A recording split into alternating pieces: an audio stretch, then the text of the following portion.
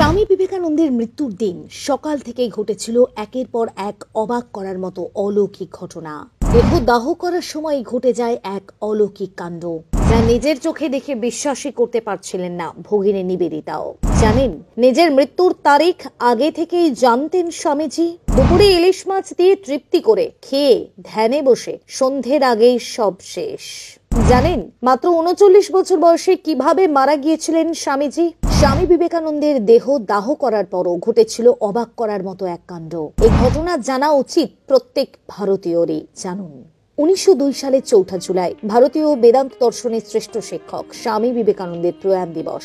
সারা বিশ্বের হিন্দু ধর্ম এবং দর্শন প্রচারে একলব্য এই বীর সন্ন্যাসীর দেহত্যাগ হয় মাত্র ৩৯ বছর বয়সে। তার নশ্বর দেহ পঞ্চভূতে বিলীন হলেও চিরন্তন হয়ে রয়েছে তার অমর বাণী। বিবেকানন্দের মৃত্যু নিয়ে কোনো রহস্য সেভাবে না থাকলেও মৃত্যুর কারণ সম্পর্কে কিছু ভিন্ন মত ও ধারণা রয়েছে। শোনা যায়, স্বামী বিবেকানন্দের মৃত্যুর পরে দাহ কার্য পর্যন্ত সময় অবধি একাধিক অলৌকিক ঘটনা সাক্ষী থেকেছে ভক্তরা। কি সেই অলৌকিক ঘটনা? কিভাবেই বা হয়েছিল স্বামীজির মৃত্যু? বিস্তারিত বলবো আজকের এই ভিডিওতে। মাত্র ৩৯ বছর বয়স, পৃথিবীর মায়া কাটিয়ে চলে গিয়েছিলেন স্বামী বিবেকানন্দ।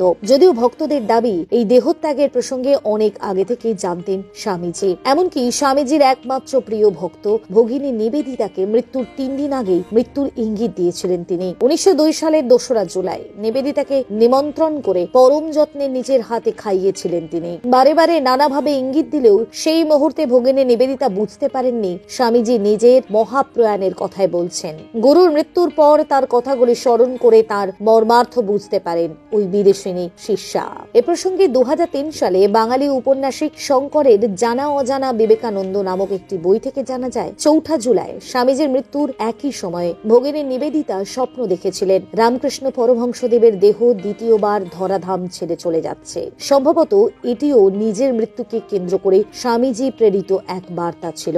শুধু তাই নয়, স্বামীজি তার অনুগামী স্বামী অভেদানন্দকে তার মৃত্যুর ৫ বছর আগেই তার মহাপ্রয়াণের কথা জানিয়েছিলেন। তিনি বলেছিলেন, বুঝলে অভেদানন্দ, আমি হয়তো আর ৫-৬ বছর বাঁচবো। আমার আত্মা দিন দিন বড় হয়ে যাচ্ছে, এত বড় হয়ে যাচ্ছে যে শরীরের মধ্যে থেকে তাকে আর ধরে রাখা যাচ্ছে না। সে বারে বারে এই শরীর ছেড়ে পালাতে চাইছে। স্বামী অভেদানন্দের স্মৃতিচারণায় লেখা বই থেকে জানা যায়, ৪ জুলাই তার মহাপ্রয়াণের দিন স্বামীজি অনেক ভোরবেলা ঘুম থেকে উঠে পড়েছিলেন। বেলুর মঠে প্রার্থনা গৃহে ৩ ঘন্টা ধ্যান করেন। এরপর ছাত্রদের শুক্লা যজুর্বেদ, সংস্কৃত ব্যাকরণ এবং দর্শন শাস্ত্র পাঠ দেন। পাণিনি ব্যাকরণের ব্যাখ্যা তিনি এদিন এতই সহজ করে গুরু ভাইদের বুঝিয়েছিলেন যে ব্যাকরণের ক্লাস এক হই হুল্লোড়ে পরিণত হয়েছিল। ক্লাস শেষে গরম দুধ খেয়ে স্বামী প্রেমানন্দের সঙ্গে বেশ কিছুক্ষণ পায়চারি করেছিলেন স্বামী বিবেকানন্দ। আলোচনা করেন রামকৃষ্ণ মঠের ভবিষ্যৎ নিয়ে। জানা যায়, সেদিনই বেলুর মঠে জেলেদের নৌকা ভিড়েছিল। নৌকা ভর্তি গঙ্গার ইলিশ মহোৎসাহে কিনেছিলেন বিবেকানন্দ।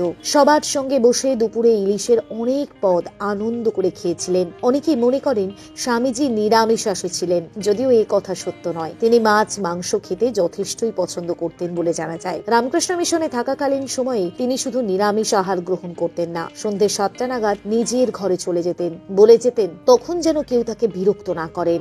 ঘরে গিয়ে ধ্যানে বসেন স্বামীজি। ধ্যান করতে করতে রাত ৯টা ১০ আনন্দলোকে যাত্রা করেন এই বীর সন্ন্যাসী। উল্লেখ্য, শিষ্যদের মতে বিবেকানন্দের মৃত্যুর আগে মহাসমাধি লাভ করেছিলেন, যদিও মস্তিষ্কের রক্তনালী ফেটে যাওয়ায় মৃত্যুর সম্ভাবনার কারণ হিসেবে দাবি করেছে ডাক্তারের রিপোর্ট। মৃত্যুর আগে ২বার হার্ট অ্যাটাকে আক্রান্ত হয়েছিলেন স্বামীজি। মৃত্যুর দিনও ম্যাসিভ হার্ট অ্যাটাক হয়েছিল, তার ডাক্তারদের এমনটাই অভিমত। তবে মৃত্যুর প্রকৃত কারণ ডাক্তাররা নিশ্চিত করে বলতে পারেননি। তার শিষ্যদের দাবি, মহাসমাধির সময় মস্তিষ্কের ব্রহ্মরন্ধ্র ফেটে গিয়ে তার মৃত্যু হয়। মৃত্যুর মাত্র ৩ দিন আগে বেলুর মঠে ঘুরতে ঘুরতে একটা জায়গা তার চোখে পড়ে। সেই জায়গাকে নির্দেশ করে স্বামীজি বলেছিলেন, আমার দেহ গেলে ওইখানে সৎকার করবি। বেলুরে গঙ্গার ধারে সেই স্থানে চন্দন কাঠের চিতায় দাহ করা হয় স্বামীজিকে। ১৬ বছর আগে ঠিক এর উল্টো দিকেই দাহ করা হয়েছিল শ্রী রামকৃষ্ণ দেবকে। রামকৃষ্ণ পরমহংসদেবও একবার বলেছিলেন, নরেন যবে বুঝতে পারবে তার কাজ সম্পন্ন হয়েছে, তখন সে নিজেই চলে যাবে। স্বয়ং বিবেকানন্দ বিবেকানন্দও বলেছিলেন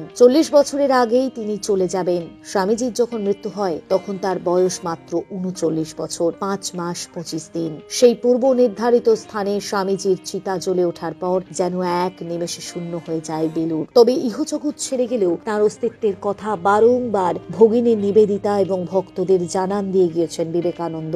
স্বামী বিবেকানন্দের মৃত্যুর পরের দিনের এক অলৌকিক ঘটনাতেই এর ব্যাখ্যা পাওয়া যায়। কি ছিল সেই অলৌকিক ঘটনা? শোনা যায় দেহত্যাগ করার পরের দিন সকালে যখন বেলুর মঠে দাহ কার্যের আগে শায়িত ছিলেন স্বামীজি, তখন সেখানে উপস্থিত হন ভগিনী নিবেদিতা। নিজের গুরুদেবের মাথার কাছে বসে ক্রমাগত হাত পাখা দিয়ে হাওয়া করতে শুরু করেন। এরপর ধীরে ধীরে সময় বয়ে চলে। দিনের একটা নির্দিষ্ট সময়ে স্বামীজির দাহ কার্য সম্পন্ন হয়। গুরুদেবের চিতার সেই আগুন দেখে বহু দূরে দাঁড়িয়ে থাকা ভগিনী নিবেদিতা ভাবতে থাকেন, যদি সেই জ্বলন্ত অগ্নির এক টুকরো বস্ত্রখণ্ড তার কাছে থাকতো। আর এই ভাবনা মাত্রই ঘটে এক অলৌকিক ঘটনা। ভগিনী নিবেদিতার অবস্থান থেকে প্রায় বহুগুণ দূরে থাকা সেই চিতার অগ্নি থেকে এক টুকরো জ্বলন্ত বস্ত্রখণ্ড উড়ে এসে পড়ে পায়ের কাছে। তিনি যেটুকু চেয়েছিলেন সেটুকুই যেন তার প্রিয় শিষ্যাকে তুলে দিয়েছিলেন স্বামী বিবেকানন্দ। মৃত্যুর পরেও মানুষের কাছে নিজেকে উজাড় করে দিতে এতটুকু কার্পণ্য করেননি ঠাকুর শ্রী শ্রী রামকৃষ্ণ পরমহংসদেবের অন্যতম